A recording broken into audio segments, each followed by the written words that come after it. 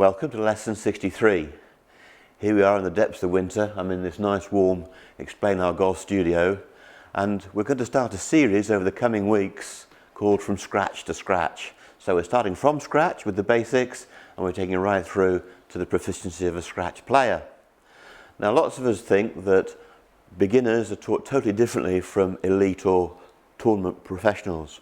They think that it's simple and easy and like milk really, as opposed to the raw meat that the professional gets. But the fact of the matter is, if I'm teaching a novice to drive a car, there are 3 pedals and a wheel. Get them through their test, 3 pedals and a wheel. They want to become a rally driver, it's 3 pedals and a wheel. It's just done to a high level of proficiency. So don't be deceived and think that beginners are just taught really simple stuff and pros are taught complicated stuff. In fact, it should be the same. We have different expectation levels because of the ability of the pupil, but actually it's the same set of disciplines. So the first of these parts are from scratch to scratch is called getting a grip. And if you look at Ben Hogan's book, The Modern Fundamentals, of which there's about 140 pages, 30 or 40 of those pages actually deal with the grip and the posture. So I'm here on a golf course. I'm 75 yards from the flag, and if I pick up just a few golf balls, we can imagine that I'm going to spin a pebble across a pond. So if I did that, you can see the ball hitting the screen, but there's me skipping pebbles across a pond. Now if I asked you at home to do that, and I tossed the ball to you and said, get that pebble and imagine you're going to spin it, what would happen is that your index finger would be around the equator of the ball. You couldn't spin the pebble from on top of the ball or from underneath. So when I give you that instruction, spin the pebble, it leads you to a very, very precise application of your hand on the ball.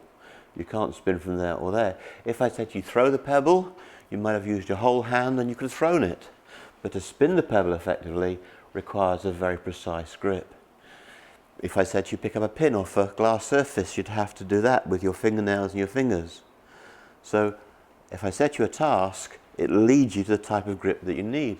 So hold a steering wheel, use a hammer, hurl a javelin, whatever task I give you, the way you hold the implement is going to affect the movement. So whether you're left-handed or right-handed, we're going to use the index finger. So if you have a friend or a child starting to play golf and you're not sure which hand, the sort of litmus paper for me, the test is, which hand would you spin a pebble with? If you spin a pebble with your left hand, you're almost certainly a left-handed golfer. Unfortunately, because people play cricket the wrong way around, they come to golf, and although they're right-handed in life, they go left-handed because they play left-handed cricket. A lot of people, not most, but a lot of people who have left-handed clubs are actually right-handed. And when youngsters pick up a club for the first time, little tiny ones, they tend to pick up the club cack-handed, and mum and dad think, oh, they're left-handed, but they're not. So use the pebble skimming test as the test. Which hand you spin a pebble with, that's the hand you're going to use a golf club. Okay. So I've got my 8-iron here, and I'm going to really just fit the club into my pebble skimming mechanism. So you can see that the right hand, in my case, straight away is a finger grip. Okay, it's the fingers that are doing the work, not the whole hand. So there's the pebble skimming mechanism. It comes onto the shaft. Now, my right hand that spun pebbles a minute ago is now amplified to the tune of the golf club. So if I just come in here and just hit little shots, just with my right hand only, I only have to go 10 or 20 yards. Okay, but this is the first skill of golf, holding the club and just hitting the ball with the end of the stick. If you had Grandad's walking cane and you're going through a meadow with dandelion heads, just knocking off the heads of the dandelion with Grandad's walking stick. You don't want to go bashing the ground and breaking Grandad's walking stick, and you don't want to miss the dandelion head. Somewhere in between thump and miss is that magic word swish and that finesse. And if you haven't got that, it's like having a gun with no bullets. Okay, you need the ability to find the ball with the stick at this level, and it's just nice and simple. There's the pebble skimming mechanism. Go down the practice ground or driving range and see if you can apply some spin and some creativity to this shot. Now if I did this with a putter or a hockey stick, the ball would be going on the ground, but it's very simply the loft of this 8-iron that gets the ball airborne for me. So when I go, I just turn and I swish. So there's your litmus test. You now know which side to use. If you're a right-handed pebble skimmer, you're a right-handed golfer, and conversely, if you're a left-handed pebble skimmer, you're a left-handed golfer. So if we understand the right hand at that level of proficiency, and that's good, that isn't, nor is that's worse, nor is this, that's the best place for it.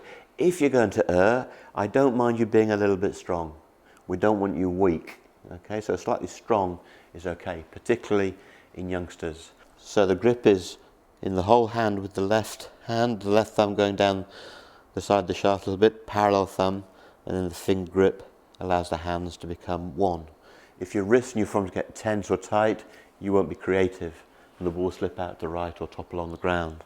So I'm just taking a little shot. I've now got both hands. I can swish the ball away. And if the grip is good, you can't really overdo that movement.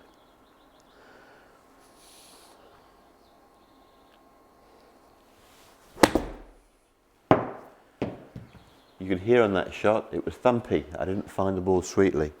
Let's try that again.